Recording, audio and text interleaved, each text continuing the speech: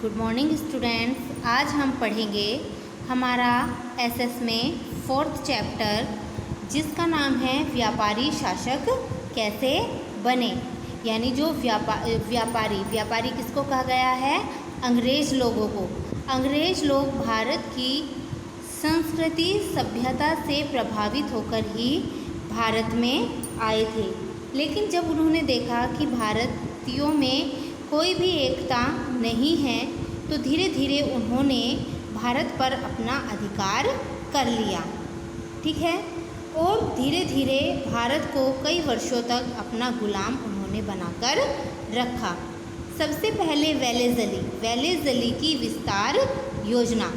वेलेज़ली governor general बनकर जब भारत आया, उस समय इंग्लैंड और फ्रांस के बीच तीव्र स्पर्धा थी। क्यों थी? वो थी व्यापार को लेकर। फ्रेंच और अंग्रेज़ों के बीच बहुत ही स्पर्धा थी। फ्रेंच लोग अंग्रेज़ों के मुकाबले बहुत ही ताकतवर थे। इसलिए अंग्रेज़ों ने सोचा कि फ्रेंच लोगों के सामने हम ज़्यादा दिन तक नहीं टिक पाएंगे। इसलिए गवर्नर जनरल वेलेज़ली ने अपनी एक अलग से ही अपनी सत्ता विस्तार करने के लिए भारत में सहायक योजना या सहायक संधि योजना बनाई। इसके अंतर्गत उसकी कुछ शर्तें थी, जिसमें था कि देशी राज्य यानी जो भारतीय राज्य हैं उनको अपने अंतर्गत देशी राज्यों को अपने अंतर्गत अंग्रेजी सेना रखनी पड़ेगी। यानी भारतीय जो हैं उनको अपने अंडर में अपनी सेना ना रखकर अंग्रेजी सेना रखनी पड़ेगी, और उस सेना का खर्चा भी उनको उठाना पड़ेगा, और एक अंग्रेज़ प्रतिनिधि भी उनको अपनी सेना में रखना पड़ेगा। वेलेज़ली की इस योजना का शिकार बहुत से राज्य बने। अंग्रेज क्या था? वेलेज़ली का सिर्फ एक ही मकसद था कि देशी राज्यों से जो देशी राज्य थे उसका वो उपयोग कर सके, यानी अपनी सेना को और अंग्रेज़ प्रतिनिधियों को उसमें सुरक्षित रख सके। इसके शिकार बहुत से राज्य बने।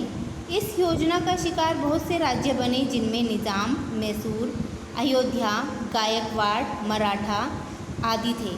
यह योजना राज्यों के लिए मीठे जहर के समान थी। मीठे जहर के समान क्यों थी? क्योंकि ये देशी राज्यों के लिए गले की हड्डी बन गई थी। ना तो वो इसको निगल सकते थे और ना ही उगल सकते थे। इसलिए इसको मीठा जहर और गले की हड्डी भी कहा जाता है। यह योजना धीरे धीरे गुलामी का अनुभव कराती थी, क्योंकि जो अंग्रेज़ी सेना भारतीय राज्यों ने रखी थी, उनके प्रतिनिधि जो होते थे अंग्रेज़ी सेना के, वो मनमर्जी से अपना काम देशी राज्यों से कराते थे और उनके कार्य में निरंतर हस्तक्षेप करते रहते थे।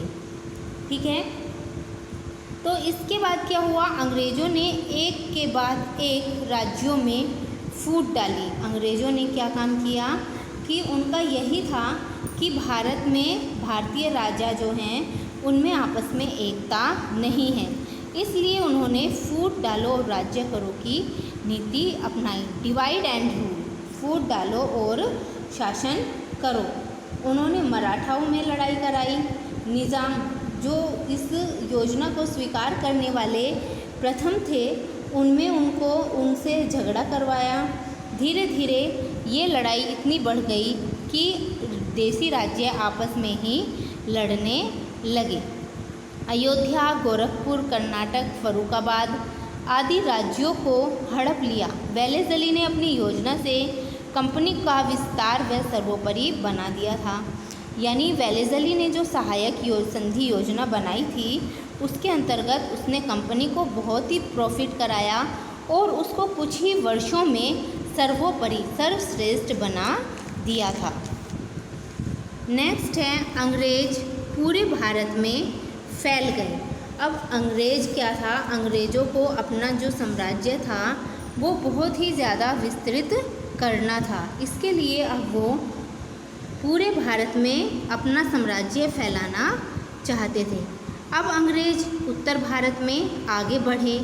नेपाल से भय के कारण अंग्रेज़ों ने नेपाल से मित्रता कर ली, क्योंकि नेपाल बहुत ही ताकतवर देश था, इसलिए अंग्रेज़ों ने नेपाल से मित्रता कर ली।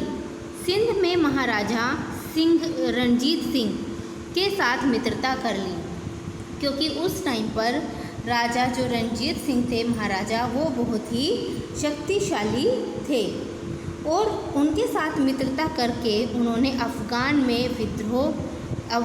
के साथ विद्रोह कर उसमें जीत प्राप्त की।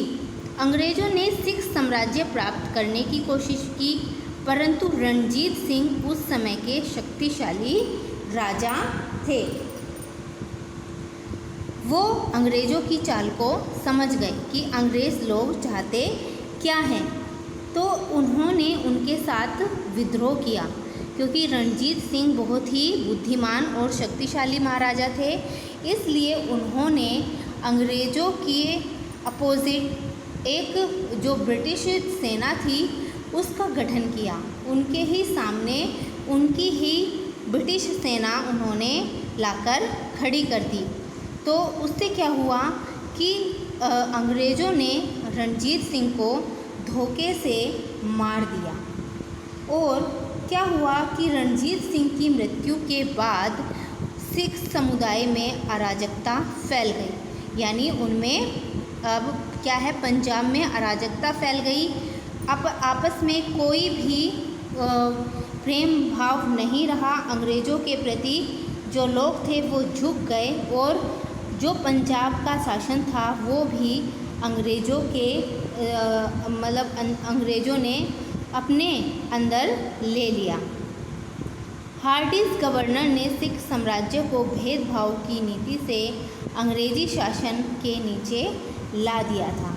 वेलेस्ली के बाद हार्डिंज गवर्नर जनरल के रूप में भारत आता है और उसने आते ही सिख समुदाय में भेदभाव उत्पन्न करना शुरू कर दिया। जब हार्डिंज गवर्नर ने इस राज्य में भेदभाव करना शुरू कर दिया तो क्या हुआ कि जो सिख लोग थे वो आपस में ही लड़ने लगे और उनका राज्य जो है, पंजाब जो है, उसमें धीरे धीरे अराजकता फैल गई। तो अंग्रेज़ों ने इसका लाभ उठाया और अंग्रेज़ लोग इस अपनी नीति से पंजाब को भी अपने अंडर में ले लिया।